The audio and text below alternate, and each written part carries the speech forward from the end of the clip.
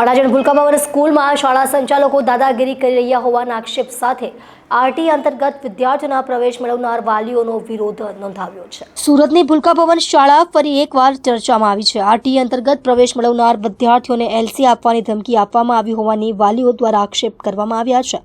RT અંતર્ગત વિદ્યાર્થી સાથે શાળામાં ભેદભાવ કરતા હોવાના આક્ષેપ હતા।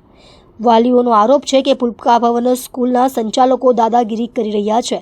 આરટીમાં ખોટી આવક બતાવી એડમિશન લીધું હોવાનું સ્કૂલે કારણ બતાવ્યું હતું। આરટીમાં 1,20,000ની આવક હોય તો વિદ્યાર્થીને એડમિશન મળે છે। સ્કૂલે જણાવ્યું કે વાલીઓની બેંકોમાં લાખોની લોન ચાલે છે, એટલે વાલીઓ ગરીબી રેખા નીચે આવતા નથી, એટલે સ્કૂલ એલસી આપવાની ધમકી આપે છે।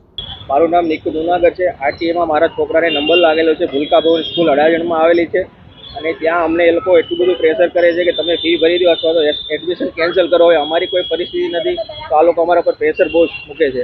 આચાર્ય કોઈ વાત અમારી માનવા તૈયાર નથી અને જ્યારે અમારો છોકરો આરટીએમાં લાગ્યો ત્યારે અમે એટલા બધા ડોક્યુમેન્ટ આપેલા છે। ગવર્મેન્ટે ના પાડેલી છે, ન્યૂઝમાં આવી ગયેલું છે કે ગવર્મેન્ટે એવું કીધું છે એટલા બધા પુરાવા માંગવાના નથી, તો આ લોકો અમારા પાસે ગેસના સિલિન્ડરની બોટલો જે આવે છે એની સ્લીપ માંગેલી છે, 12 મહિનાના લાઇટ બિલ માંગેલા છે, ઇન્સ્યોરન્સ માંગેલા છે, બધી જ વસ્તુ અમારા પાસે માંગેલી છે। અને તમારે જમીન હોય તો 7-12 આપો અને આવું બધું માંગેલું છે। અમારે જમીન નથી તો અમે કે તમે બહુ અમારા પર પ્રેશર આ લોકો મૂકે છે, આના માટે કોઈ રસ્તો અમને બતાવો।